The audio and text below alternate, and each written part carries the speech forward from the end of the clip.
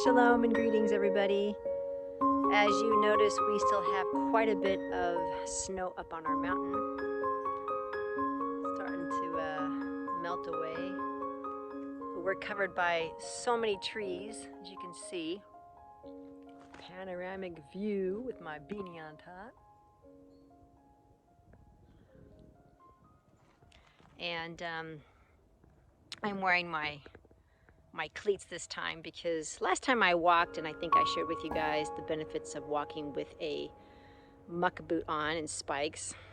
I need a little bit more because now it's starting to get really icy, and 3 years ago I slipped, and we ain't doing that take again.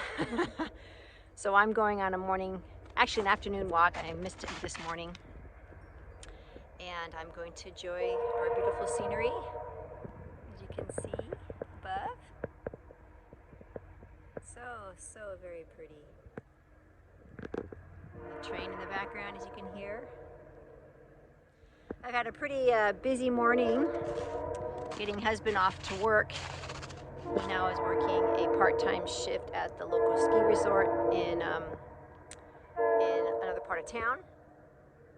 And I've been busy just getting things together. I spoke to some wonderful people this morning about gardening, and hopefully going to be networking with them with our co-op and just making this beautiful community that's up here that is so wonderful. It was funny, this morning I went to go put my bone broth last night outside on the deck because, you know, it's cold. It was 11 degrees this morning, and that's my refrigerator and freezer for the winter months, which works out beautifully. And being off grid, it's a definite benefit. And so I went to go put it out, and this morning I got it back in the house, and it was solid ice, solid frozen bone broth. So I had to put it by the wood stove and take a metal spoon and try to hit it, and I ended up melting it by the wood stove and placing it in jars this morning and getting them off to the farmstead this afternoon, which is really cool.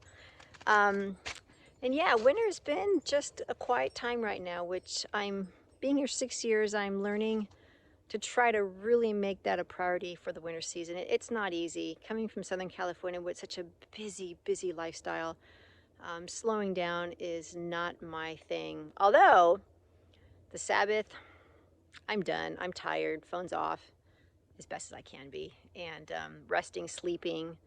So I must be running hard 6 days a week, and then 7 I just crash on Sabbath.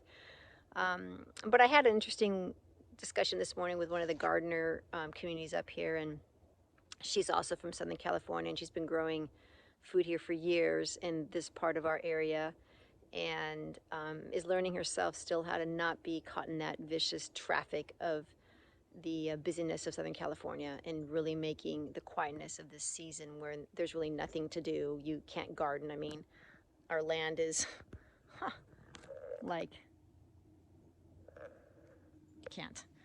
And using that time to slow down and to make, you know, just do some inner work and take time to pray and to find out what the Father has in store for you. So it hasn't been easy. It hasn't been easy. I still get caught up in the rat races of life. And I feel sometimes I have to as a businesswoman, entrepreneur.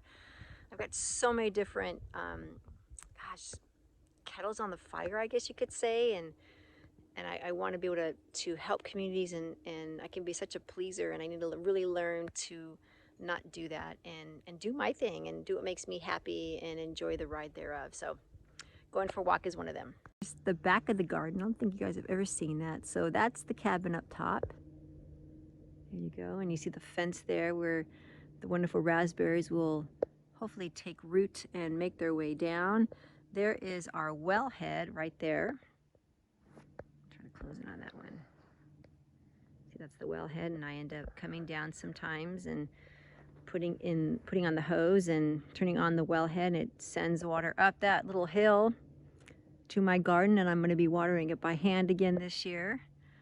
We've got a lot of plans for what we'd like to have in this area. This is going to possibly be maybe for future sheep or goats. I'm not quite sure yet exactly what's going there, but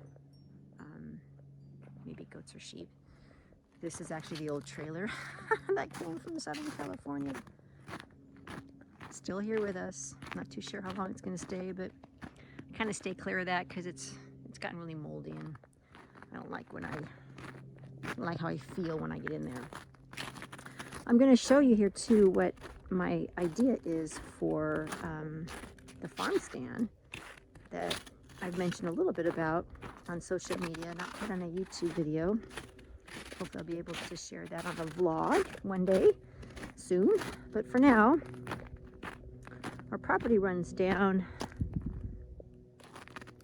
this road here. This is the end of our road right about here, and then this is the community road that we all share.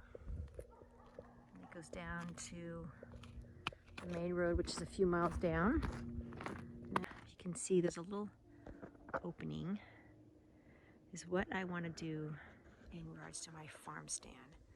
So members would come up this little road, there'd be a roundabout in there, and the farm stand would sit right in a little spot, if you can see. Let me see if I can put my finger right there. And then the roundabout would go around, and they'd make their way back down to the mountain. And they wouldn't, you know, disrespect and honor the families up top. Our road is right here, so we can connect it all. That's going to be super exciting. That is definitely a goal for spring 2025. And we'll have a space for our members to purchase, when they purchase their cases, to be able to come and pick up their things without me having to stand out in this cold, because we do co-op during this time of the year as well. So I need something where folks can come in and grab their things. But isn't this cute? I don't think I've ever shown you guys back in here. This is all our property as well. Right about here is where I want to put the farm stand, and there's the road. So it'll be tucked in here.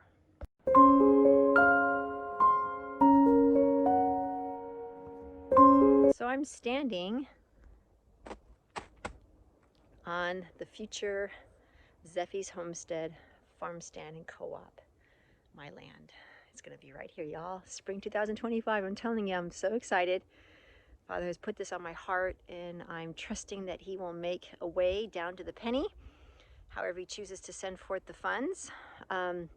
Donations are being accepted, contributions are being accepted.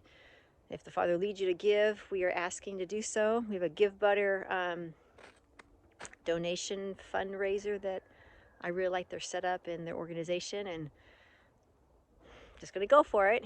And yeah, it's gonna be really cool. So it's gonna be dual purposes. It's gonna be great for something I would love to have, and I could put all my wonderful things in there, but also the community. They'll have a place to actually put their produce and their cases of stuff without having to be out in the cold and the weather. And you know, we don't have sunshine like the high desert back in Southern California. There's seasons here. People still want their food, including our family. So having an enclosed area would be just ideal, and I'm super excited about it. So Zephys Homestead Co-op and Farm Stand, very cool. And that is the future of what I believe is going to embark here one day come spring, and then future other ideas that I won't share quite yet, but they're in the making. But right now, the farm stand is one of them. So again, there's the road, and tucked in here, which is our property, and the ground I am standing on is the future farm stand for Zephys Homestead.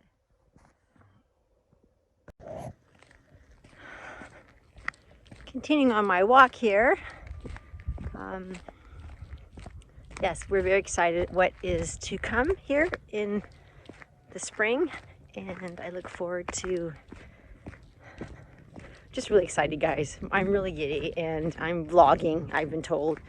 It's just off the cuff. I'm not planning this video. This is just something that I'm just sharing because it's on my heart, and took a walk to do it. I appreciate everybody here on my YouTube channel. Thank you so much. As small a number that I am, I'm mighty in heart, and I am excited to be able to bring news and information about Zephys Homestead and just the wonderful things we've been doing throughout the years. I would love to keep my content going and share with you all the wonderful just life stuff that we're doing as these 50-plus-year-old gritters off grid. As for now, the focus is my farm stand and all the wonderful things that are going to be in it.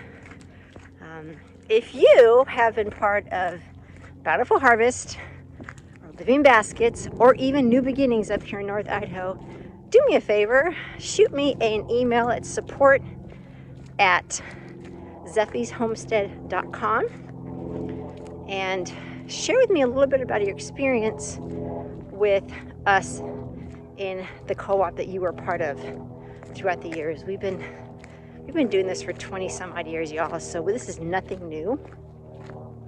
I would love to hear from my old co-op members, the veterans of the day, and even the ones that are part of our new Zephys Homestead. Just your experience with our family, with co-op, the things that benefited you. Why did you join? What was your drive to want to be supportive in communities and local farms? What was your intent?